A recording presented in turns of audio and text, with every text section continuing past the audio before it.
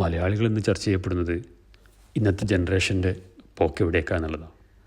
90s കിഡ്സും new generation തമ്മിലുള്ള വ്യത്യാസങ്ങൾ എന്തൊക്കെയാണെന്നുള്ളതാണ്. മക്കളെ ഭയപ്പെടുന്ന രക്ഷിതാക്കളുള്ള ഒരു ലോകത്തേക്ക് നമ്മൾ ചുരുങ്ങുന്നു എന്നുള്ളതാണ്. എവിടെയാണ് നമുക്ക് പിഴച്ചത്? ശരിക്കും ഒന്ന് ആലോചിച്ച് നോക്കൂ. ഒരു 4-5 വർഷത്തിനകത്ത് എന്ത് മാറ്റമാണ് നമുക്ക് സംഭവിച്ചത്? ഓരോ രക്ഷിതാവും ഇന്ന് വളരെ ഭയപ്പാടോടു കൂടിയാണ് തൻ്റെ ആൺമക്കളെയും പെൺമക്കളെയും വിദ്യാഭ്യാസ സ്ഥാപനങ്ങൾക്ക് വരെ പറഞ്ഞയക്കുന്നത്. എവിടെയാണ് പിഴക്കുക എന്ന് പറയാൻ പറ്റുന്നില്ല. പക്ഷേ എല്ലാവരും പറയുന്നൊരു കാര്യമുണ്ട്. കുട്ടികളുടെ വളർച്ച, വികാസം അവരേറ്റവും കൂടുതൽ അനുകരിക്കുന്നത് അവരുടെ വീട്ടിൽ നിന്നാണ്, അവരുടെ രക്ഷിതാക്കളിൽ നിന്നാണ്. രക്ഷിതാക്കളും ആലോചിക്കണം, നാം നമ്മുടെ മക്കളെ വളർത്തുന്നതിൽ നമുക്കെന്തെങ്കിലും പാഴപ്പിഴകൾ പറ്റിയിട്ടുണ്ട് എന്നുള്ളത്. അങ്ങനെ എന്തെങ്കിലും ഉണ്ടെങ്കിൽ അവിടെ തിരുത്താൻ നമ്മൾ തയ്യാറാവണം. മക്കളുമായി നല്ല ബന്ധം കീപ്പ് ചെയ്യാൻ നമ്മൾ തയ്യാറാവണം. മാതാപിതാ ഗുരു ദൈവം എന്ന് പറയുന്നൊരു കാലമുണ്ടായിരുന്നു. മാതാപിതാക്കളും ഗുരു ദൈവവുമായിട്ട് കാണുന്നൊരവസ്ഥ. അത്തരത്തിലേക്ക് നമ്മളെ മക്കളെ വളർത്തിക്കൊണ്ട് നമുക്ക് കഴിയുക എന്നുള്ളതാണ് വിജയം എന്ന് പറയുന്നത്. അപ്പം രക്ഷിതാവ് എന്നുള്ള രീതിയിൽ നമുക്ക് എന്ത് ചെയ്യാൻ കഴിയണമെന്നുള്ളതാണ് തീർച്ചയായിട്ടും നമ്മൾ ചെയ്യേണ്ടത്.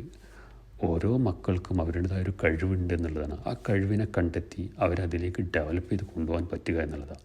അപ്പോൾ അവരുടെ പാഷൻ എന്താണെന്ന് മനസ്സിലാക്കാൻ നമ്മൾ സഹായിക്കുക എന്നുള്ളതാണ് നമുക്ക് ചെയ്യാൻ പറ്റുന്നത്.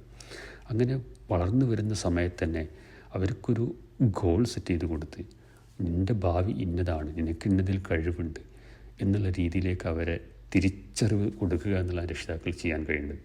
അതത് സമയം നോക്കി ആ സമയത്ത് കറക്റ്റായി മറ്റുള്ള തെറ്റിലേക്കൊന്നും അവർ പോവാത്ത രീതിയിൽ അവർക്കൊരു ലക്ഷ്യം നിർണ്ണയിച്ച് കൊടുക്കാൻ രക്ഷിതാവിന് പറ്റിക്കഴിഞ്ഞാൽ ആ രക്ഷിതാവ് വിജയിക്കും. പിന്നെ മക്കൾ ആ ഫോക്കസിലായിരിക്കും പോവുക. മറ്റുള്ളതിലേക്കൊന്നും അവർ ചിന്തിക്കാൻ സമയമുണ്ടാവില്ല എന്നുള്ളതാണ് സത്യം. തീർത്തും അവരുടെ വ്യക്തിത്വത്തെ വികസിപ്പിച്ചെടുക്കുന്ന രീതിയിൽ അവരുടെ കഴിവുകൾ ഡെവലപ്പ് ചെയ്യുക, നല്ല കൂട്ടുകെട്ട് കൊടുക്കുക, നല്ല ബന്ധങ്ങൾ ഡെവലപ്പ് ചെയ്യുക, നല്ല ലീഡർഷിപ്പ് ഉണ്ടാക്കി കൊടുക്കുക.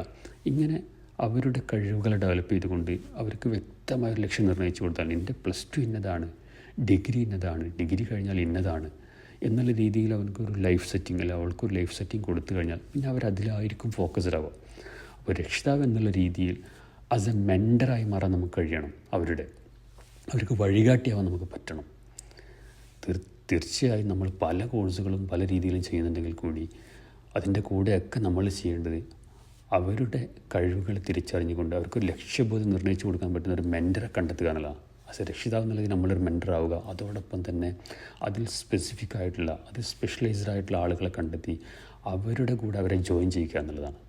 ക്യാൻ എഡ്യൂക്കേഷൻ്റെ പേഴ്സണൽ ഡെവലപ്മെൻറ്റ് കോഴ്സ് ചെയ്യുന്നതാണ്. ഇൻഡിവിജ്വലായിട്ട് ഓരോ മക്കളെയും തിരിച്ചറിഞ്ഞുകൊണ്ട് അവരുടെ ഉള്ളിൽ കിടക്കുന്ന അവരുടെ പാഷൻ തിരിച്ചറിഞ്ഞുകൊണ്ട് അവരതിലേക്ക് വഴികാട്ടുക എന്നുള്ളതാണ്. തീർത്തും നിങ്ങൾക്കൊക്കെ ക്യാൻ എഡ്യൂക്കേഷൻ്റെ പേഴ്സണാലിറ്റി ഡെവലപ്മെൻറ്റ് കോഴ്സ് ഉപയോഗിച്ച് നിങ്ങളുടെ മക്കളെ അവരുടെ യഥാർത്ഥ ലക്ഷ്യം കണ്ടെത്തുന്നതിൽ സഹായിക്കാൻ കഴിയും.